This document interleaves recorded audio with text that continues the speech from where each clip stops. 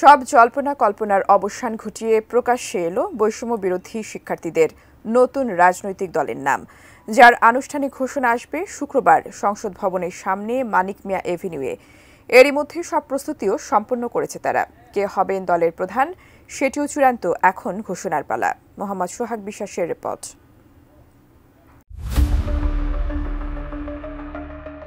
শেখ হাসিনার পতনের পর থেকেই বদলে গেছে দেশের রাজনৈতিক প্রেক্ষাপট।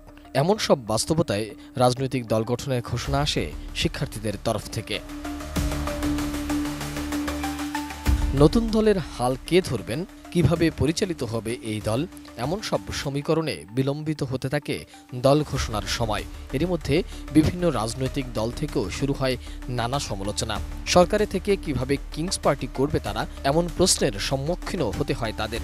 তবে সেই সব জটিলতা কাটিয়ে নতুন দলের সিদ্ধান্তে অনড় থাকে তারা। দেশজুড়ে যখন নতুন দল নিয়ে আলোচনার ঝড়, ঠিক তখনই গত মঙ্গলবার পদত্যাগ করেন তথ্য উপদেষ্টা নাহিদ ইসলাম। জানালেন নতুন দলের হাল ধরবেন তিনি, তবে বিপত্তি বাধে শীর্ষ সব পদ নিয়ে। এর মধ্যে সাবেক দুই শিবির নেতা দলে না থাকার কথা জানিয়ে দিয়েছেন। সদস্য সচিব কে হবেন তা নিয়েও বাধে জটিলতা, তবে সেই জটিলতারও অবসান ঘটিয়েছে শিক্ষার্থীরা। নির্মাণ কাজেও আমি বেছে নেই CSRM TMT 500W, committed for better still. দেশে ছাত্রদের নতুন রাজনৈতিক দলের নাম ঘোষণা করা হয়েছে। দলটির নাম দেয়া হয়েছে জাতীয় নাগরিক পার্টি। বৃহস্পতিবার দলটির পক্ষ থেকে নতুন এই নাম ঘোষণা করা হয়।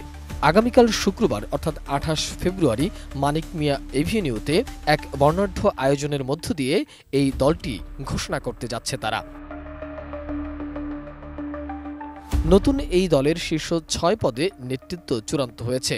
জাতীয় নাগরিক পার্টির আহ্বায়ক হচ্ছেন নাহিদ ইসলাম ও সদস্য সচিব আখতার হোসেন।